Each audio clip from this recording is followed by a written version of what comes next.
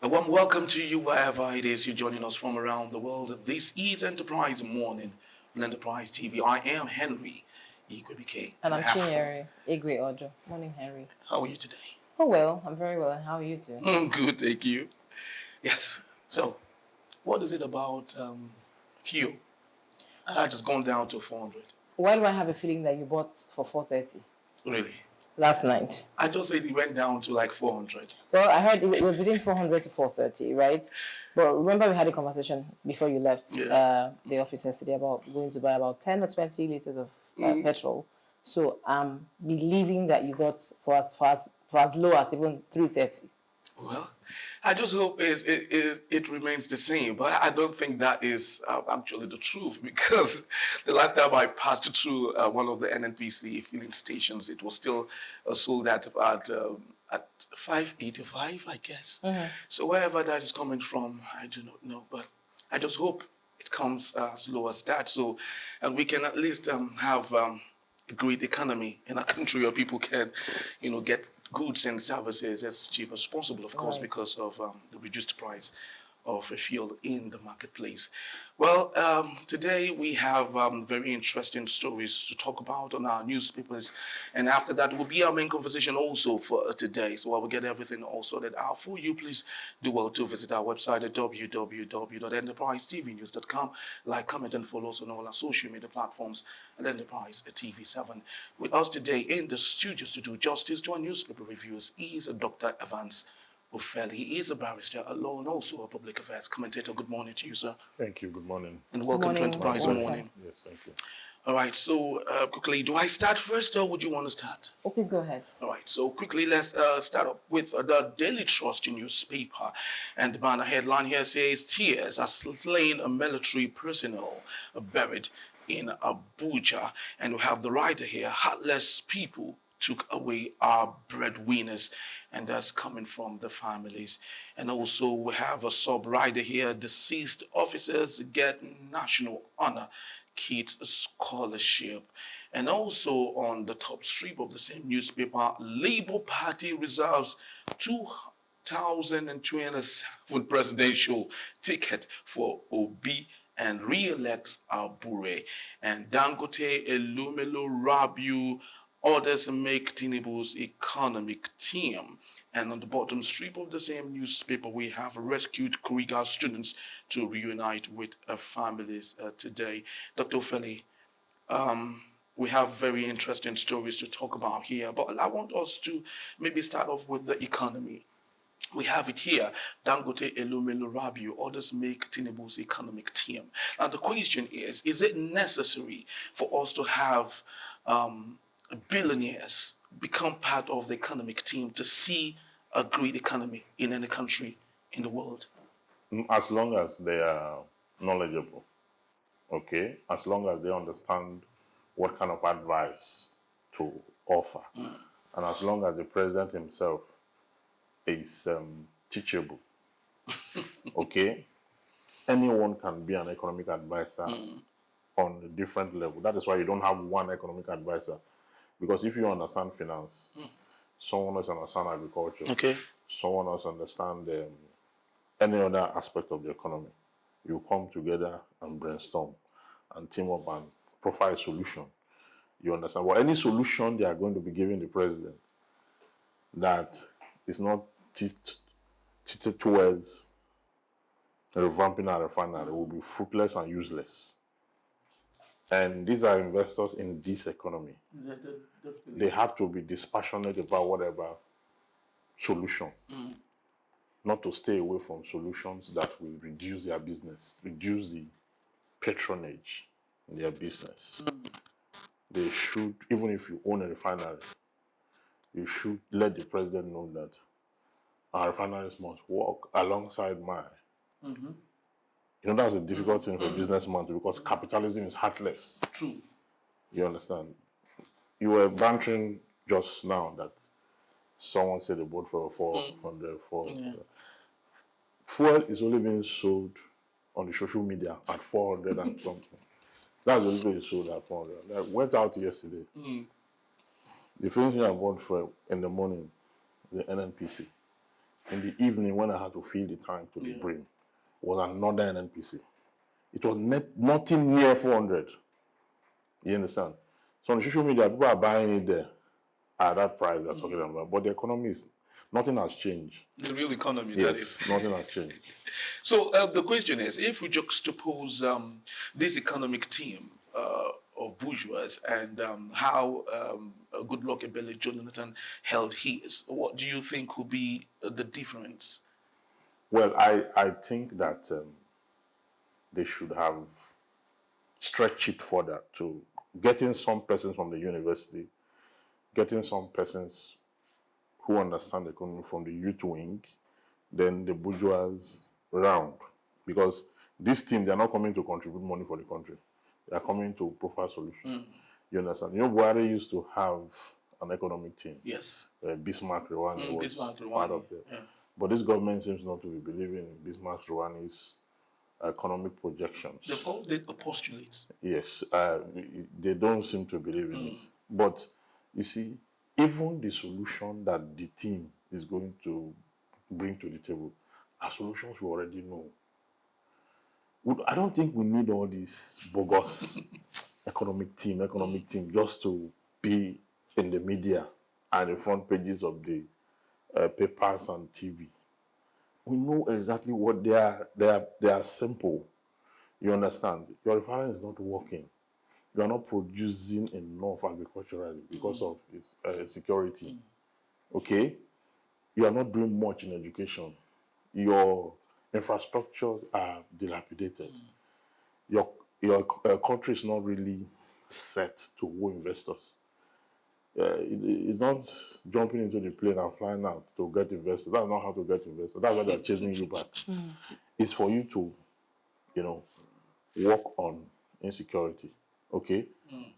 Work on production and productivity. That's power supply, the chain, okay? When you put all these facilities together, it will keep the country stabilized. You understand? Not today. They say 130 something was kidnapped from the north, taken to Kaduna from Zamfara. The next day, another set of persons are kidnapped. Every day, including Abuja. And even the few investors we have, they are in Abuja and Lagos. Lagos is relatively safe. But Abuja is porous, the seat of government itself. So these people who are calling investors, they are wondering, now that we are assembling Dangote and all these people, are these people security experts? I think these people are supposed to be co-opted after you are taking care of security. You understand? So that whatever model they have used, because they are successful Nigerians, whichever way you look at it, whatever model they have used to grow their business, they have considerable experience, which they can offer to government, and the government buy those ideas. But they can bring all these ideas, pack them on the head of the government. But if you don't have security, everything will crumble on them. It will crumble on its contradiction, because what is required is for you to be able to be in a country where your child will go to school and come back home safe, where you will go to work and come back home safe. All those things are not guaranteed. It's like in the days of your during conquest, when you are going to do your business, you don't know whether you are going to return. In fact, everybody know that you are going out. There's no 100% that you are coming back. So when you have a country like that in the 21st century, it means that the government have failed critically to put together what you call security.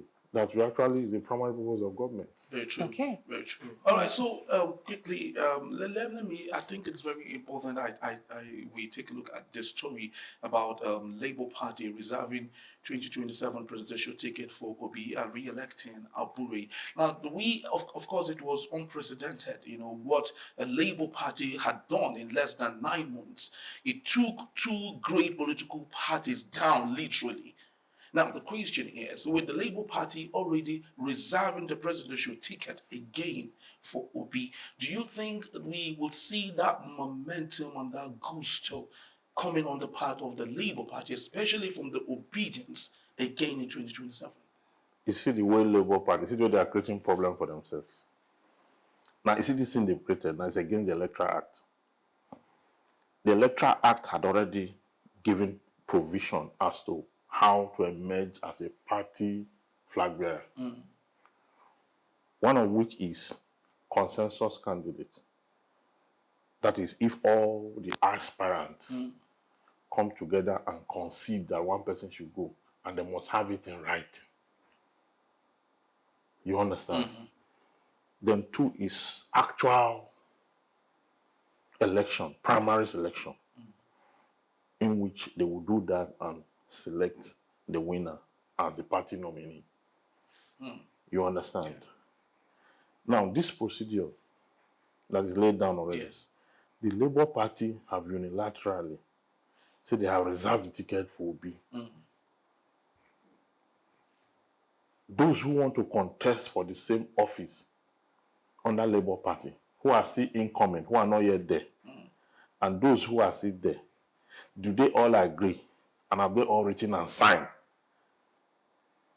And has it gotten to the time when you should start that?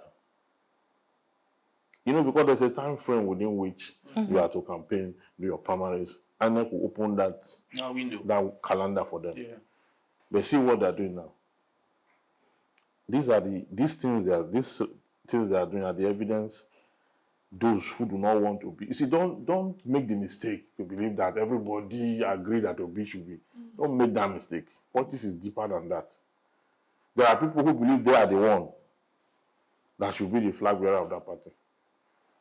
And Obi had not even told them whether it's contesting under the Labour But Party. now they have reserved it for him. What if he does not contest? Of course. I think they are jumping the gun. Very, very true. Thank you so much, Barrister Evans. Before we look at the Vanguard, a few things you said when he took the other reports, and I'd like to ask you, but on this obvious issue, if the Labour Party is aware of what the law stipulates or provides, why are they taking this route? They are doing that to cause confusion. Because, you see, when people emerge, you can't tell them that you have reserved this thing for you. If they go to court, they will throw Obi out. INEC will, the court, if they squabble further, the court will declare that they should not have any presidential candidate. I'm just telling you, this Abure and his team, the opposition against them, they keep proving the opposition right. The opposition within, they keep proving them right. Why would you do that? This thing is long time coming. I mean, you don't operate democracy this way. What they have done, they've thrown out the principle of democracy out from the window.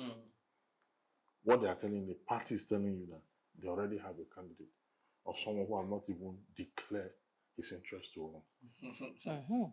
Okay, so on the issue of Dangote and the rest of them making their component of what Tinubu has now set up as a committee, the likes of Elumelu has been fingered as one of those who brought big monies to support the president when he was going to run for office. In some quarters, people are saying that this is the president's feeble attempt to settle those who, provided big monies to ensure that he won the election. I don't know if this is something that you believe in. Well, since we're not there, and we're not there when the money was received or all that. Right. We cannot expressly say that. But you see, that statement is not far from the truth. I'm just telling you, it's not far from it. So many persons contributed huge amount of money to ensure that the president gets up. And sometimes when they contribute these monies as industrialists, it gets into the way of development. And it gets into the way of government policies. How is that?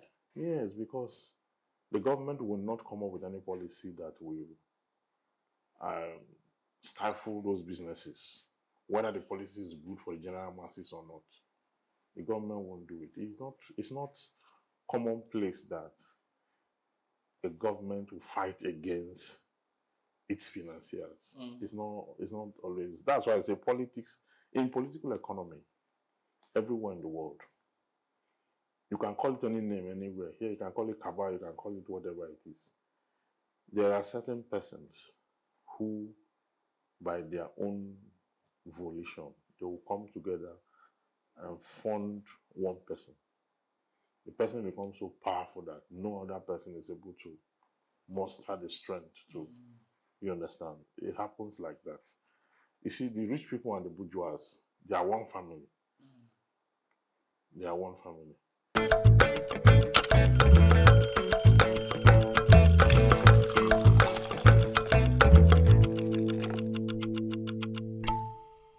The benefit of those who are just joining in, this is Enterprise Morning here on Enterprise Television program that comes your way Monday through Saturday. I'm still here in Igwe Odu. We still have Barrister Evans Ofeli in the studio, and we're looking at the issues. Let's move our lights to the Vanguard and see what we have on the mast. It reads, "At burial, grieving families of slain soldiers demand justice." That is the mast head on the Vanguard newspaper. I'll just take a few stories above the mast. Edo Gilba, PDP, APC, LP, 13 others beat INEC deadline, nominate candidates. One more story here. Abure re-elected LP national chairman as NLC kicks. But let's stay on the mast head. At burial, grieving families of slain soldiers demand justice. And I'll go straight to our guest, who is a consummate lawyer, to look at the issues. Thank you so much, Barrister Evans, for assisting through. Yeah. Tinubu's military mettle has come under a serious test because we're seeing, what is going on.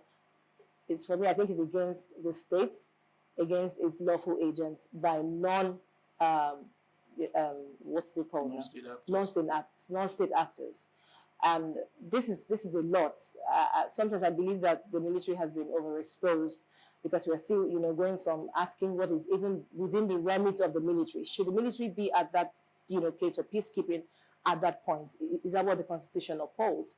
But tell us what lessons you'd love that the military is going to take out of what has happened. And then going forward, how can we as a country ensure that what we see in terms of militaries, military men or personnel being killed with so much impunity, how can we, stop this from happening going forward? Well, one of the ways through which we can dissuade people from attacking members of the members of the public from attacking the military and other law enforcement agents is to, if we know better, we'll do better. Right. Is to reorientate them. We have said it before. Orientation is low. The civilian-military relationship, right from the colonial days, have been one of strife. Yes, you hear military say, what they call civilians, then they call civilians, bloody civilians. There is always this venom, this anger, aggression against civil society, and it's bad, it's not good. If you go to very civilized countries, the military served the people. There was a time when, I think during one of these wars that America, there was a picture of the soldier that picked the lady, held his gun. He was still very gallant, running with the lady. The lady had been shot by stray bullets. And that went around. And it became an example for what the military should be. When they get into, when they get into planes abroad, you see how citizens will stand up for them. Because this thing must be reciprocal. You understand? Our soldiers need to get that human relation training. Why the people need to know that it's a win-win situation. When you see a soldier, you should feel safe than feel threatened. But the reverse is the case in most times. Yes. Now, two, the military should not be found in areas where there's a standing rule of engagement that they're supposed to be in the barracks. Yeah. The only time they are deployed is when there's an attack or a threat to our territorial integrity.